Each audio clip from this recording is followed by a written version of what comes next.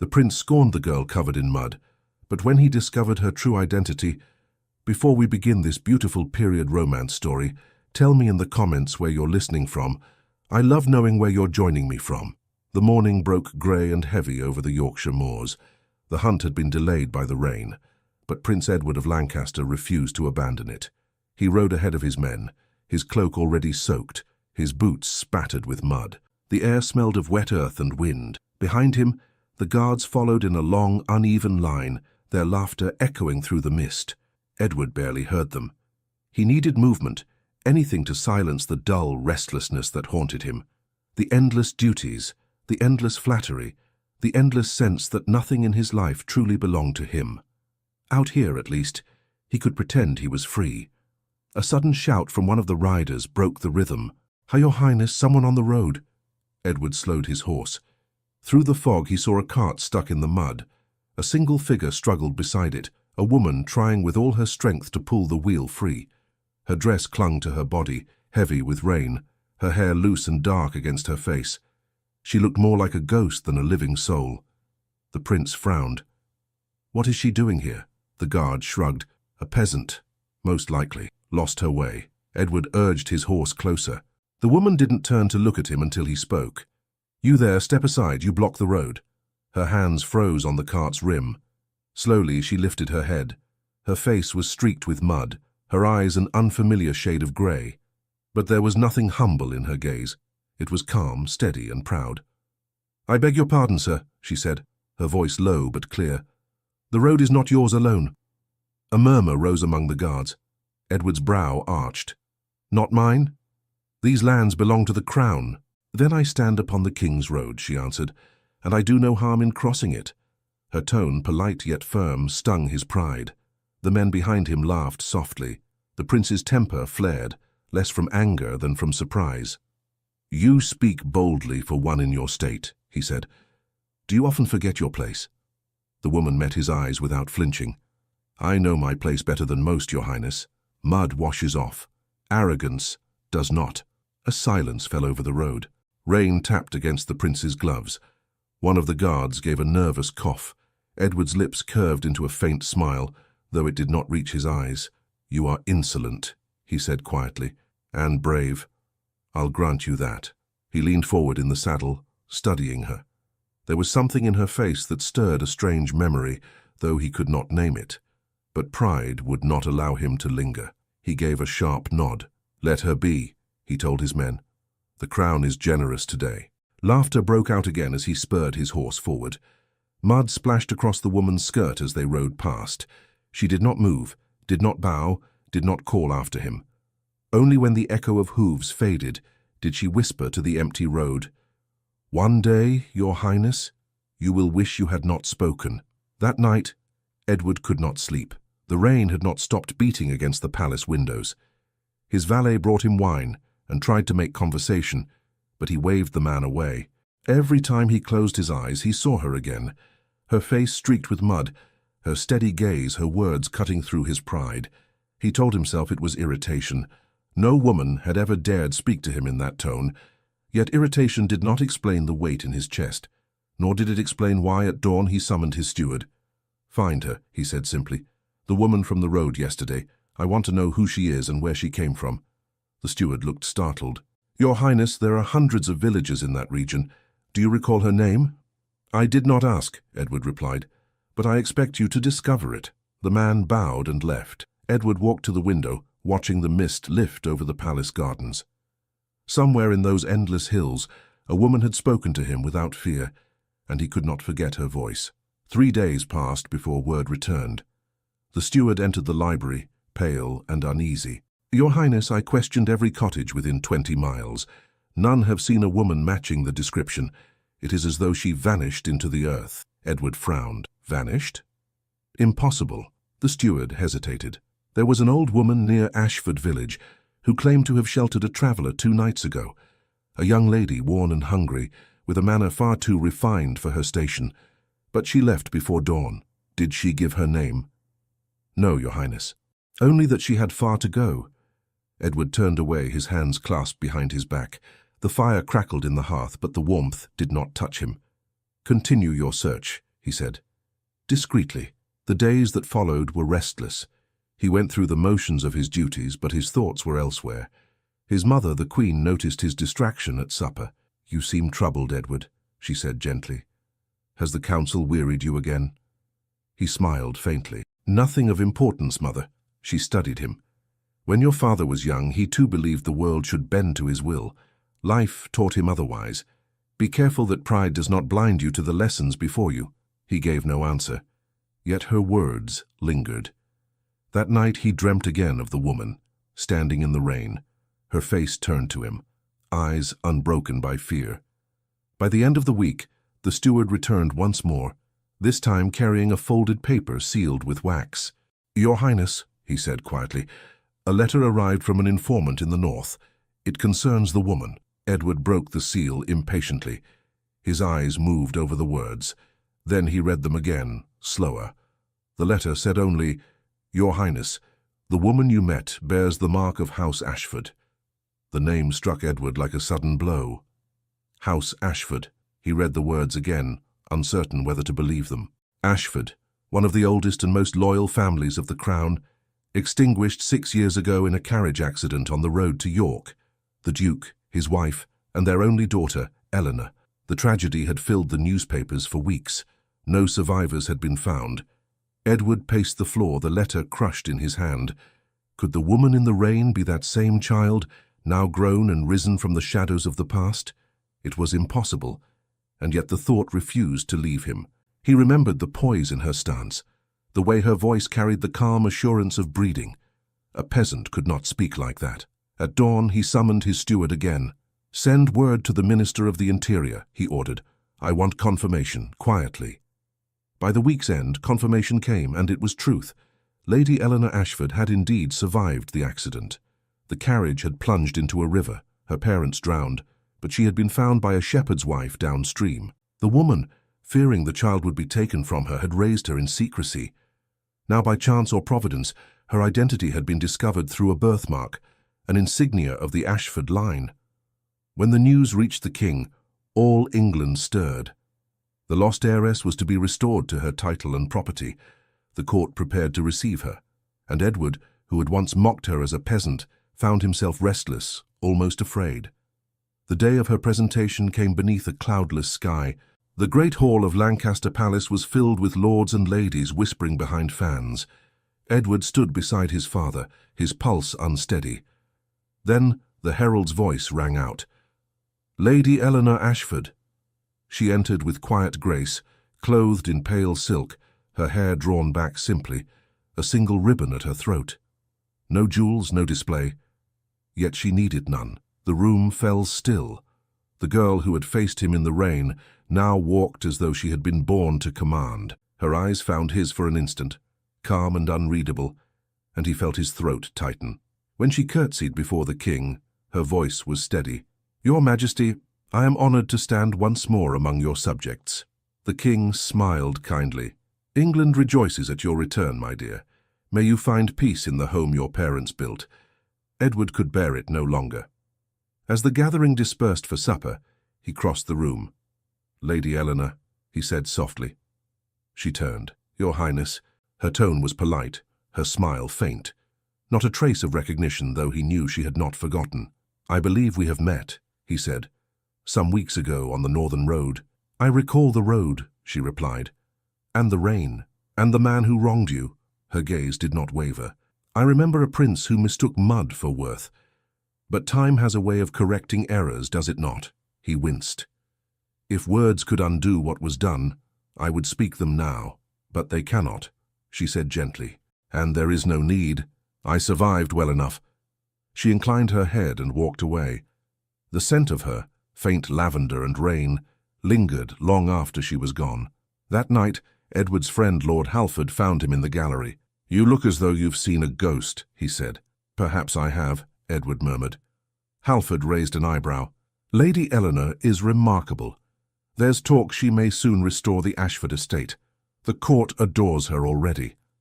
Yes, Edward said bitterly. They adore what they once pitied. Halford studied him. You seem affected. Wouldn't you be? Edward asked. If the woman you insulted before half your guard turned out to be a duke's daughter. Halford gave a low whistle. Then she remembers. She remembers, Edward repeated, staring out into the night, and she will not forgive. In the days that followed, Eleanor became the center of every gathering. Invitations poured in. The king himself expressed delight in her composure and intelligence. She moved through the court like a calm current, untouched by vanity, untouched by malice. Edward watched her from afar, torn between admiration and regret. At one reception, he found the courage to approach again. She stood near a window speaking with Halford. Her laughter was soft but rare, and Edward felt a spark of envy at the sight. "May I join you?" he asked. Halford bowed. "Of course, Your Highness." Eleanor inclined her head. "We were speaking of the countryside. Lord Halford tells me you often ride there." "I do," Edward said. "The moors are beautiful after rain." Her eyes met his. "I would not know. The last time I rode in the rain, the company was unkind." Halford looked between them, sensing tension. "I will fetch refreshments," he said quickly, and left. Edward exhaled. "You mean to punish me forever, then?" "Punish?" she repeated softly. "No. Punishment implies anger. I simply remember." He stepped closer. "You cannot think me proud still. I have sought you for weeks." "Why?" she interrupted. "Because your conscience stirs? Or because the woman in mud has become worth your notice?" Her words stung more than he wished to show. "Because I was wrong," he said quietly, "and because something in me changed that day." She studied him, uncertain, then turned away. "Change is a fine word, Your Highness. Yet men of your rank speak of it as they do the weather. It passes." He reached out, then stopped himself. "You will see otherwise." She gave no answer, and when he looked again, she had slipped away into the crowd. The next morning, gossip spread through the palace corridors. Some whispered that the prince had quarreled with the new heiress. Others claimed he was smitten. The courtiers delighted in the scandal. Eleanor endured it in silence. She neither encouraged nor denied the talk, but the faint colour in her cheeks betrayed unease. Her aunt, the Duchess Beatrice, took notice. "My dear," she said one evening as they sat by the fire, "you must tread carefully. A prince's admiration is a dangerous gift. His affection can raise you high, or ruin you entirely." "I do not seek his affection," Eleanor replied. "Perhaps not, but he seeks yours." Eleanor turned to the flames. "If he does, he will tire of it soon enough." Beatrice smiled thinly. "Then it is fortunate I have other plans. You cannot remain unattached, child. The Ashford name must be secured again. I have spoken with Lord Halford." Eleanor looked up, startled. "Lord Halford? A good man, respected, loyal to the crown. He has expressed admiration for you, and he is willing to offer marriage." Eleanor hesitated. "I hardly know him." "You will," her aunt said firmly. "Do not let sentiment cloud reason. You owe it to your family to restore its standing." That night, Eleanor sat alone at her window. Beyond the gardens, the palace lights shimmered. She thought of Edward, of his voice, his restless eyes, his sudden humility. Yet she also remembered the laughter, the humiliation, the cold rain on her skin. Her heart would not forgive so easily. Days later, the court assembled for a grand dinner in honor of the king's birthday. The hall was brilliant with candles, the air thick with perfume and chatter. Edward entered late, his gaze immediately seeking Eleanor among the guests. She sat near her aunt, radiant yet distant, her face unreadable. As the meal progressed, the Duchess Beatrice rose from her seat. Her voice carried easily across the hall. "Your Majesty," she said with a practiced smile, "if I may take a moment to share happy news." The king gestured kindly. "Of course, Duchess."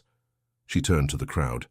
"It is with great joy that I announce the engagement of my beloved niece, Lady Eleanor Ashford, to the Honourable Lord Halford." The hall fell silent. A murmur rose, rippling through the assembly. Edward froze, the goblet in his hand trembling. His eyes found Eleanor's. She looked pale, stunned, her hands clasped tightly in her lap. Halford rose politely, bowing to the Duchess, then to Eleanor. "I am honoured beyond measure," he said. Eleanor forced a faint smile. "Your kindness humbles me, my lord." Edward's jaw tightened. He set his goblet down too quickly. The wine spilled across the tablecloth. "A happy occasion indeed," he said, his voice controlled. "May the union bring peace to both families." The king nodded approvingly, unaware of the tension beneath the words. "Well said, Edward. Lord Halford is a fine man." Edward managed a stiff bow and left the table. The corridor outside was cold and silent. He leaned against the wall, breathing hard. The image of Eleanor's face haunted him, resigned, unsteady, as though the announcement had caught even her by surprise. Behind him, a soft voice spoke. "You did not congratulate me." He turned. Eleanor stood there, her eyes bright with unshed tears. "Was I expected to?" he asked. "Courtesy demands it." "Courtesy," he echoed bitterly. "And what of truth?" "The truth," she said, "is that my aunt believes this will restore the Ashford name. Lord Halford has been kind, and I will not dishonor him. Do you love him?" Her silence was answer enough. He stepped closer. "Then why accept?" "Because I have learned what comes of pride," she whispered. "And I will not risk ruin again for the favor of a prince." His voice dropped. "You think I seek to ruin you. I think you seek redemption," she said, "and I cannot give it." For a long moment, they stood facing each other, the echo of laughter from the hall drifting faintly behind them. Then she turned away, her shoulders trembling. He reached for her hand, but stopped short, his fingers brushing air. "Eleanor," he said softly, "this is not the end of it." She did not look back. It must be. Her steps faded down the corridor, leaving him alone with the sound of his own heartbeat. At that very moment in the hall beyond, the Duchess Beatrice raised her glass once more and smiled toward the guests. Her voice rang clear and smooth. "To the future Lord and Lady Halford," she declared, "may their union strengthen the crown and silence every whisper." And across the crowded room, the prince's empty chair stood as the only sign of defiance left in the hall. The engagement dominated every corner of court life. Everywhere Edward went, he heard her name whispered, always followed by Lord Halford's. The talk was full of admiration.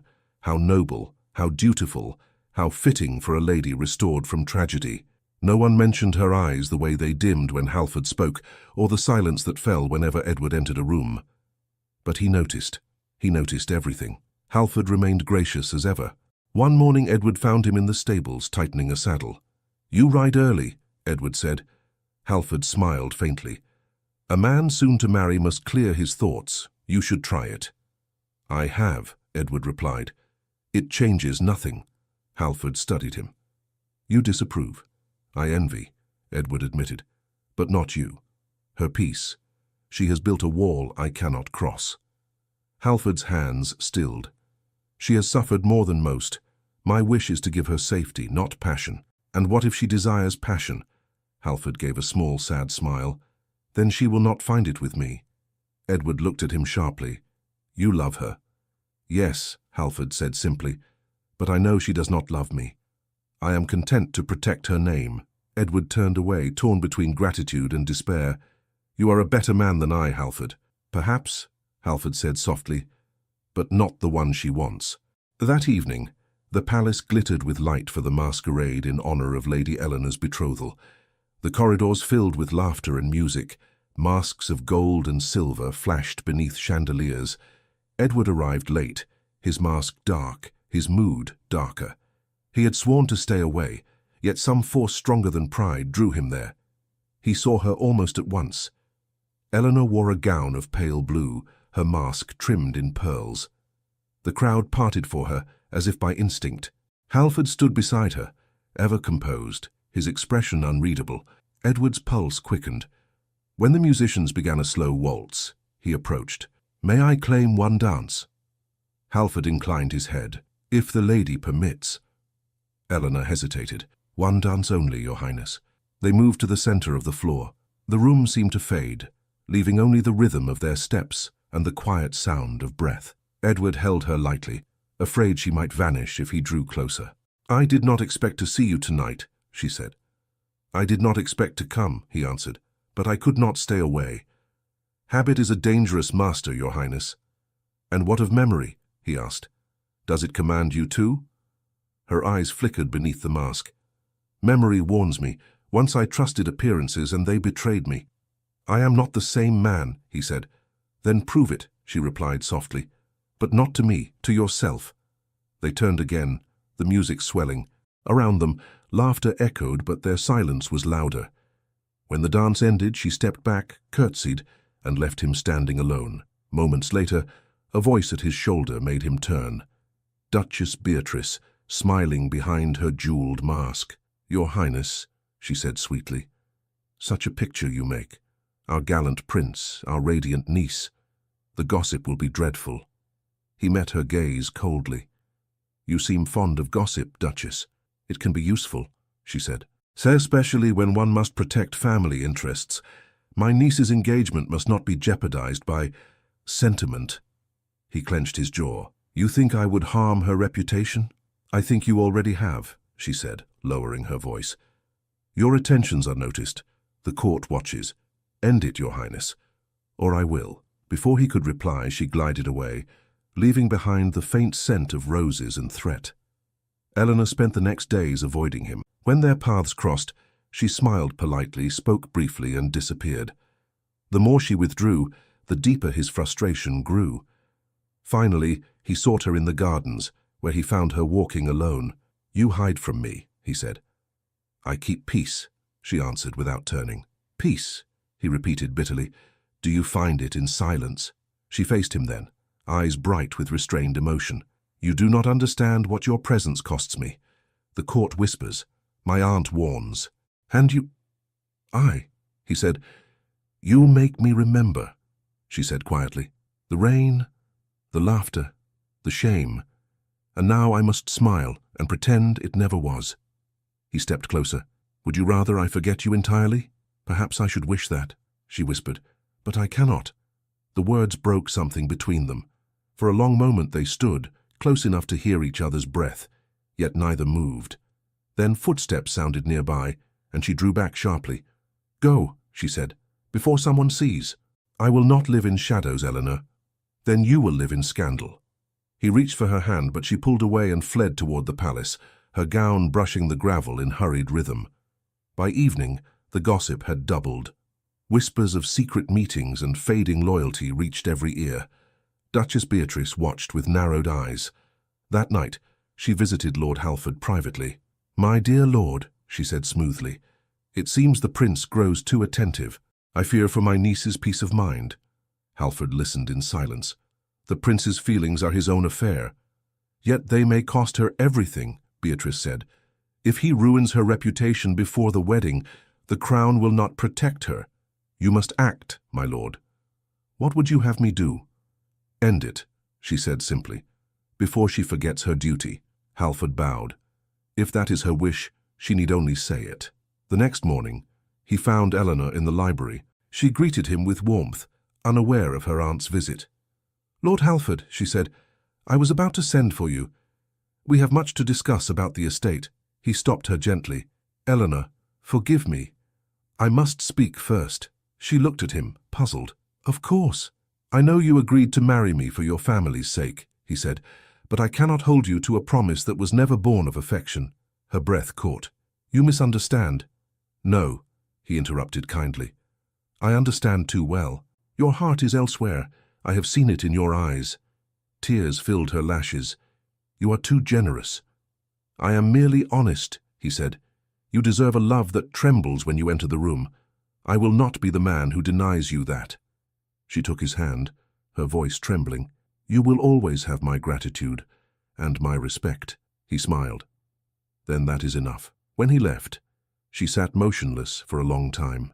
The freedom she had thought she wanted now frightened her. Without the shield of engagement, she stood exposed to every eye and to her own heart. That night the palace prepared for another celebration, a gathering of foreign envoys. Eleanor attended only at the king's insistence. She wore no jewels, only a simple white gown, her face pale but serene. Edward saw her from across the room and knew something had changed. She carried herself with quiet resolve, neither timid nor proud, but free. He crossed to her. "Lady Eleanor," he said softly, "you look different." "I am," she said. "Lord Halford has released me from our engagement." His heart leapt. Did he tell you why?" "Yes," she replied. "He said I deserved love." Edward swallowed hard. "He is right." "Is he?" she asked. "And what do you believe I deserve, Your Highness?" "I believe," he said slowly, "that I deserve nothing. Yet I would spend my life earning your forgiveness." Her breath caught, but before she could answer, a sharp voice broke through the crowd. Duchess Beatrice stood beside the king, her smile bright and cold. "Your Majesty," she called, "it seems we have a story unfolding tonight. Perhaps your son will enlighten us all?" The room fell silent. Edward turned, his blood running cold. "Duchess, I beg your pardon?" She stepped forward, her fan snapping shut. "It grieves me to speak, but truth demands it. The Prince of Lancaster has been meeting my niece in secret. His attentions, though perhaps well-meant, have placed her honor in jeopardy." Gasps rippled through the hall. Eleanor went white. Edward felt the weight of every eye upon him. "That is a lie," he said evenly. "My respect for Lady Eleanor is beyond question." "Respect," Beatrice said sweetly. "Then why the secrecy? Why the late walks, the whispers in the garden?" The king's face hardened. "Edward, is there truth in this?" Eleanor stepped forward, her voice trembling. "Your Majesty, if there is fault, it is mine. The prince acted with nothing but honor." Beatrice turned sharply. "Eleanor!" But Edward raised a hand. "No, Duchess, enough. You have done your damage. If my name is to be tarnished, let it be by my own words." He faced the king, his tone steady. "Yes, I sought her. I wronged her once, long ago, and I have sought forgiveness ever since. That is the only truth." Murmurs spread through the court like wind through dry leaves. The king sighed heavily. "You have shamed the crown, Edward. Return to London. We will speak no more of this here." Eleanor's eyes filled with tears. "Your Majesty." But the king raised a hand. "Enough, child, you must rest. The court will forget in time." Edward bowed stiffly. "As you command, father." Without another glance, he turned and left the hall. The doors closed behind him with a sound that echoed like judgment. Eleanor stood frozen, her heart pounding. Around her the whispers began again, faint, cruel, relentless.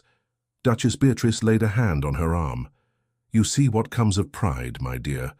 A prince's favor is a perilous gift." Eleanor drew away, her voice breaking. "You have destroyed his name and mine alike." "I have protected what remains," Beatrice replied coolly. "You will thank me when the scandal fades." But Eleanor no longer heard her. She fled the hall, her steps echoing through the marble corridor until they were lost in silence. In his chamber, far from the noise of celebration, Edward stood by the window, staring at the rain beginning to fall once more. His reflection stared back, proud and broken all at once. He thought of her face, pale, defiant, betrayed. The door opened quietly. Halford entered, his expression grim. "I tried to reason with them," he said. "The king will not relent." Edward turned. "He commands me to London." "I know." "Then this is how it ends," Edward said. "A mistake born of arrogance, finished by deceit." Halford placed a hand on his shoulder. "Not finished, only begun. The truth has a way of returning, like rain." Edward looked out once more at the storm spreading across the horizon.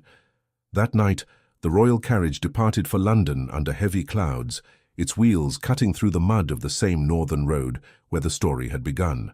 The winter in London was harsher than any Edward remembered. The city was grey, wind biting through the narrow streets, and even the palace felt colder, stripped of its grandeur. Days passed in long silence, filled with hollow meetings and polite avoidance. He attended councils, wrote letters, stood beside his father at ceremonies, and all the while his mind returned to one face, the one he had driven away. He thought of Eleanor in Yorkshire, surrounded by whispers and betrayal. He imagined her walking through the empty halls of the Ashford estate, once again alone as she had been before her name was restored. Every attempt to forget her only deepened the ache. At last, he could no longer bear the weight of his inaction. One evening he sought an audience with the king. His father looked up from a stack of letters. "You are restless, Edward." "Sit." Edward obeyed. "Father, I cannot remain silent about what happened in Yorkshire. Lady Eleanor's name was dragged through scandal because of lies. She deserves truth, not disgrace." The king sighed. "You speak of her often. Do you love this girl?" Edward hesitated. "I do not know what name to give it, but it is the only thing that feels real." The king's voice softened. "Then you must learn the difference between feeling and duty. England's eyes are upon you. A prince cannot choose for himself. I am not asking your permission to choose, Edward said quietly. I am asking for the chance to make amends. The king studied him for a long time. Go then. But remember, redemption is earned by deeds, not words. Within 2 days, Edward left London without escort. He rode north through frozen fields, the air sharp with mist. The journey seemed endless, each mile heavy with regret. When at last the Ashford estate appeared through the trees, he halted at the gates. The grand house stood quiet, windows shuttered against the cold. The servant who opened the door stared at him in shock. Your Highness. I seek Lady Eleanor, Edward said. She is at the chapel, Your Highness. She goes there each morning. He nodded, dismounted, and walked across the frosted lawn toward the small stone chapel that overlooked the valley. The wind was fierce, his breath a cloud before him. Through the open door he saw her kneeling, head bowed. For a moment he simply watched her, unsure if he had the right to speak. Then quietly he stepped inside. She turned at the sound of his boots against the floor. For an instant disbelief crossed her face, then caution. Your Highness. Eleanor, he said. Do not call me that. Not here. She rose slowly. You should not have come. I had to. There is nothing left to say. There is everything left, he said. I left you to face shame I caused. I will not do it again. Her hands trembled at her sides. Your father forbade you to return. He told me to earn redemption, Edward replied. And I intend to. She shook her head. You cannot change what has been done. I can face it, he said. And I can face you.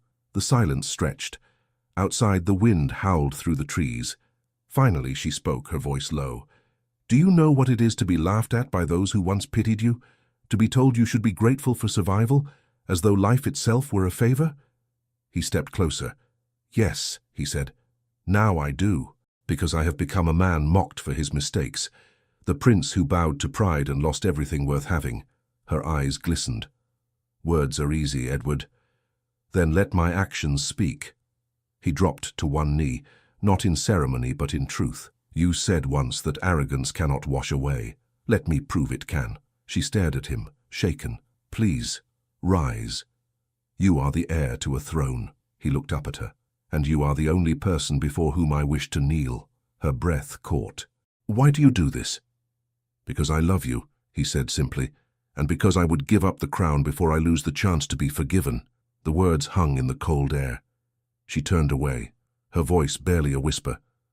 Love cannot erase humiliation. I may forgive you, but I can never forget. I do not ask you to forget, he said. Only to let me begin again. She shook her head slowly. What you ask is impossible. He rose, his voice quiet but steady. Then I will find a way to make it possible. Her eyes met his, uncertain, torn between anger and something gentler. You cannot mend pride with promises. I will not mend it, he said. I will destroy it. If I must stand before the whole of England to do so, I will. For a long moment she said nothing. Then she turned toward the altar, her hands clasped. You speak as though the world listens to you. It will, he replied, but not as its prince, as a man who wronged a woman and will right it. She faced him again.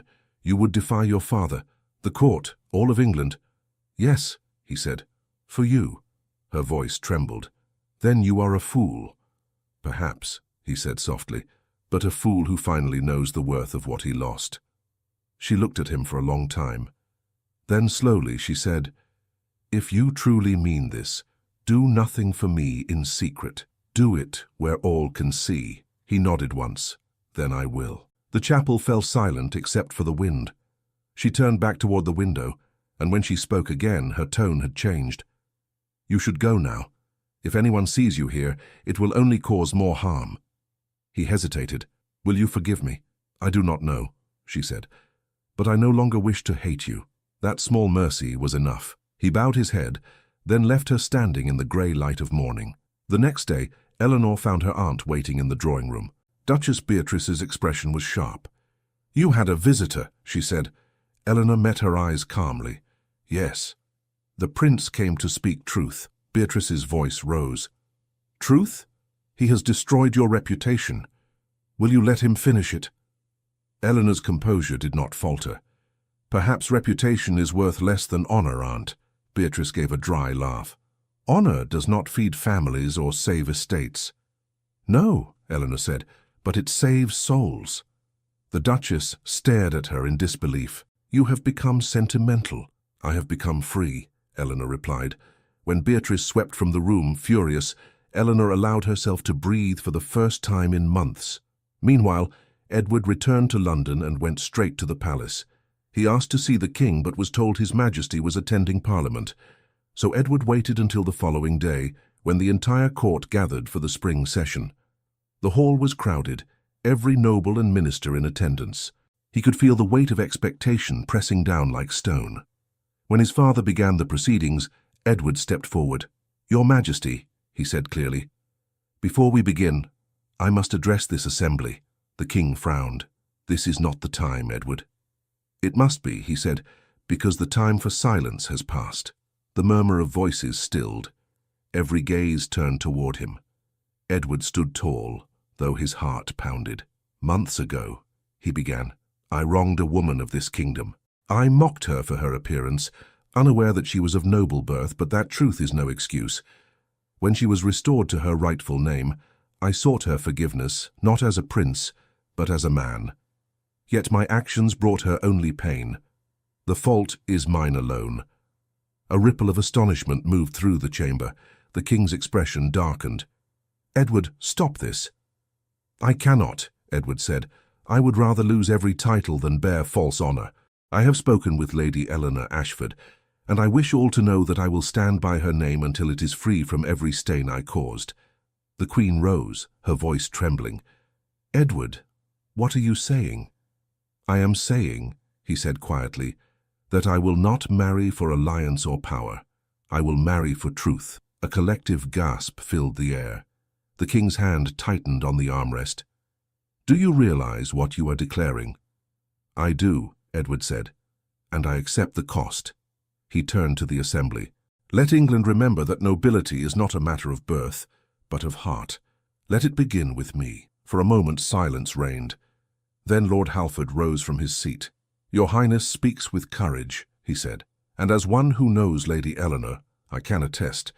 She is worthy of the crown's respect. Several voices murmured agreement. The Queen wiped her eyes. The king's sternness began to waver. You have risked much for this confession, he said at last. But perhaps it is time the court remembered that humility strengthens a throne more than pride ever could. Edward bowed deeply.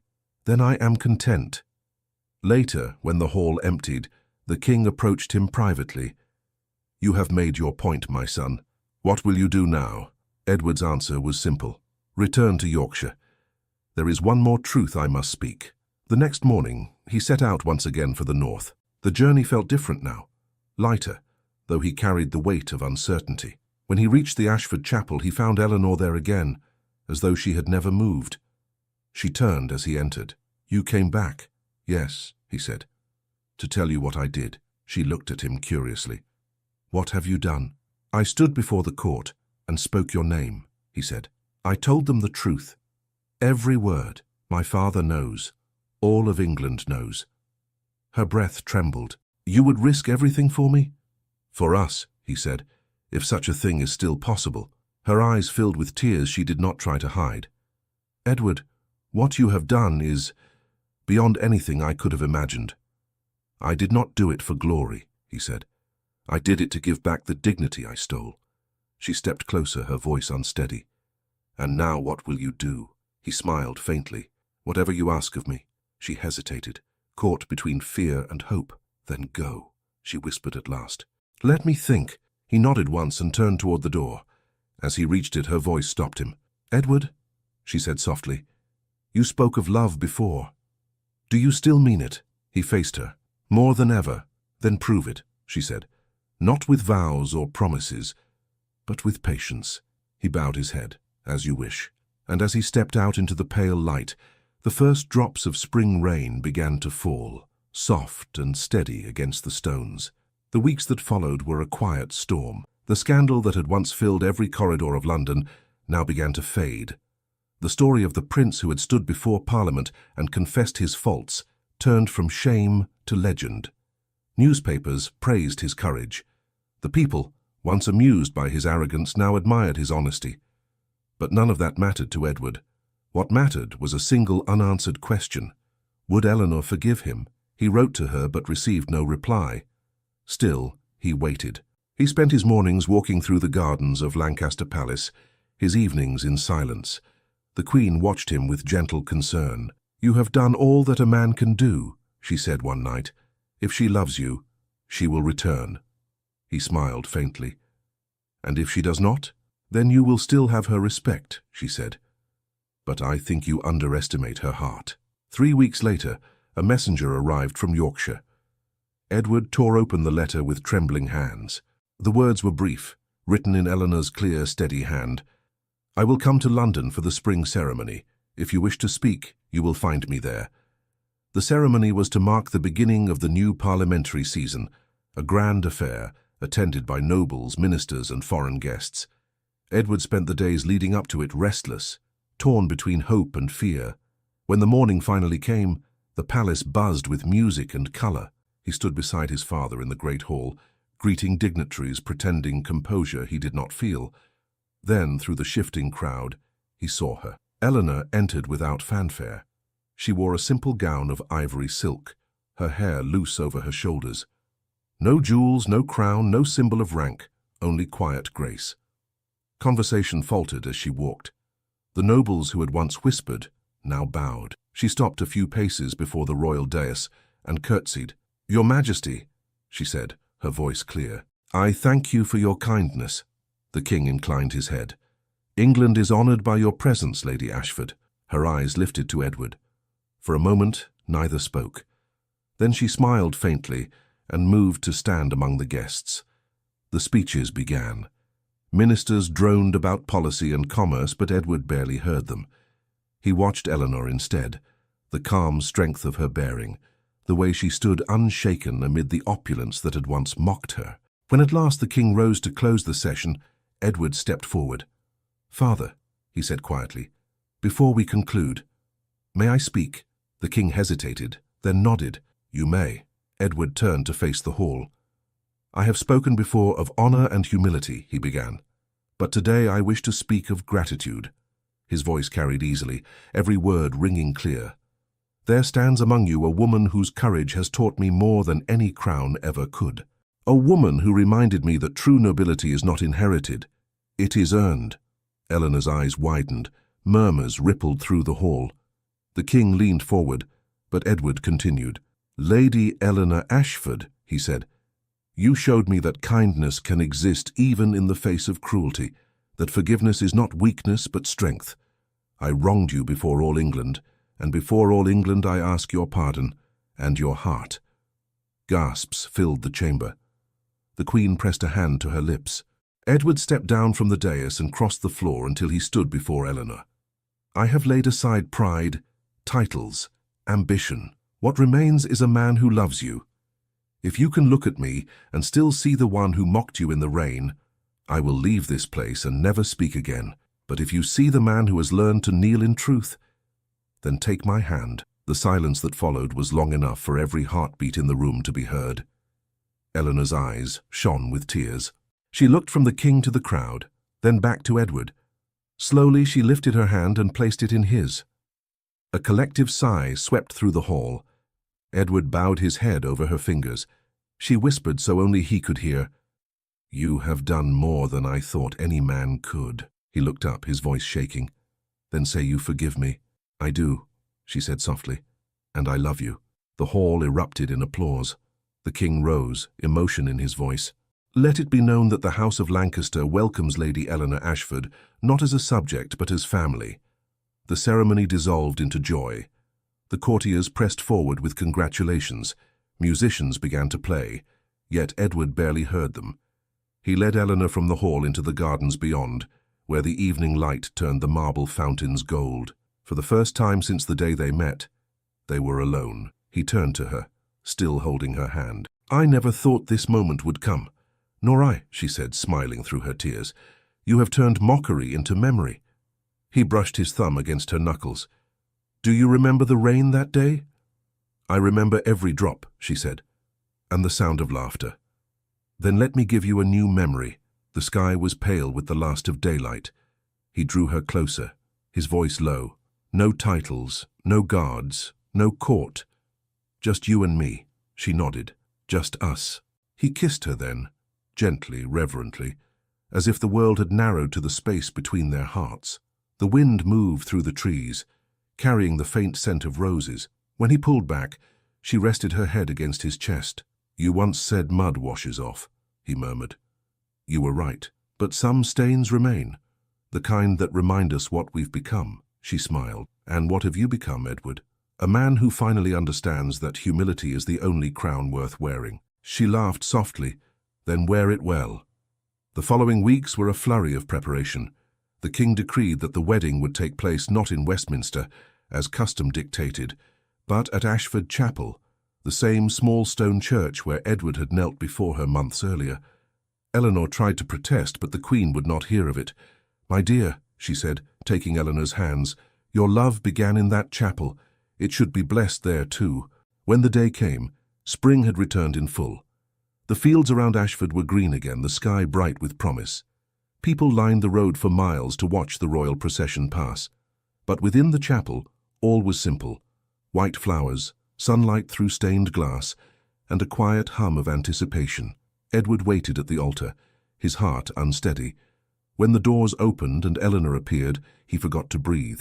She wore no crown, only a ribbon in her hair, the same as on that first day. Her steps were light, her eyes luminous. As she reached him, he whispered, You look like a prayer come to life. And you, she said, smiling, look like a man finally at peace. The ceremony was brief. When the priest asked if he took her hand willingly, Edward said, With all that I am. When he asked if she would stand by him through all things, Eleanor replied, I already have. When they were pronounced husband and wife, applause and bells filled the air. Outside, the villagers cheered as they stepped into the sunlight. Edward lifted her hand and kissed it before the crowd. You once told me arrogance does not wash away, he said. But love did what pride could not. She laughed through tears. And what will we do now, my husband? Live, he said. Not as prince and duchess, but as two souls who found their way through rain. That evening, a modest celebration was held at the Ashford estate. Lanterns hung from the trees and music drifted through the open windows. The king toasted their union, the queen wept softly, and even the Duchess Beatrice, subdued and watchful, offered her blessings. Lord Halford approached them with a smile. Your Highness, he said to Edward, I am glad my loss became your salvation. Edward clasped his friend's hand. You were never my rival, Halford. You were my conscience. Halford nodded, his voice kind. Then keep her heart as well as you've earned it. Later, as the music faded and the guests began to depart, Edward led Eleanor outside. The night was warm, the grass wet with dew. The stars shimmered above them. Do you remember, he asked, the night I left you in anger? I remember, she said. You rode away through the rain. He smiled. Then this is where the road ends. No, she corrected softly. This is where it begins. They walked together through the garden paths, hand in hand, saying little. The silence between them was no longer filled with pride or sorrow, but peace. At the edge of the garden stood a small fountain, its water glimmering under the moonlight. Edward stopped beside it. Every time I see rain, he said, I think of that day. So do I, she replied. But now, I remember it differently. How so? As the day I met the man who would change everything. He looked at her, wonder softening his voice. You forgive easily, she smiled. Not easily. Completely. He touched her cheek, tracing the line of her jaw. Then I will spend the rest of my life deserving that forgiveness. See that you do, she whispered. They stood like that for a long while, the night wrapping them in stillness. The sound of distant music reached them again, the faint echo of joy. Eleanor broke the silence first. You've given me back my name, my honor, and my peace. What can I give you in return? He took her hand and placed it over his heart. Your love, it is the only crown I will ever need. She laughed softly, her eyes shining. Then wear it with pride, my love. The moon rose higher, bathing them in silver light. Somewhere beyond the hills, thunder rolled faintly, a promise of rain to come. Edward turned to her with a smile that carried all the years between them. Let it rain, he said. It brought me to you once. Let it bless us again." She leaned against him, her voice tender. "It will. Every storm from now on will remind me that love can grow from the mud itself." And when the first drops began to fall, they did not run for shelter. They stood beneath the rain together, laughing, unafraid, the prince and the girl who had once defied him, now bound not by duty or title, but by the quiet, steadfast grace of love that had survived every test. Thank you so much for listening to this story, all the way to the end. We hope it moved you as much as it moved us while telling it. We'd love to hear your thoughts. Leave us a comment telling us where you're listening from and what you liked the most. Rate this story from 0 to 10. What score would you give it? If you enjoyed this story, don't forget to subscribe to the channel and leave a like as a show of support. That really motivates us to keep creating and sharing more stories full of emotion and life lessons. And before we go, we want to remind you that an exciting and heartwarming story recommendation will appear on the final screen. If you'd like to enjoy it, just click on the video. Thank you once again for being here, and we'll see you in the next story.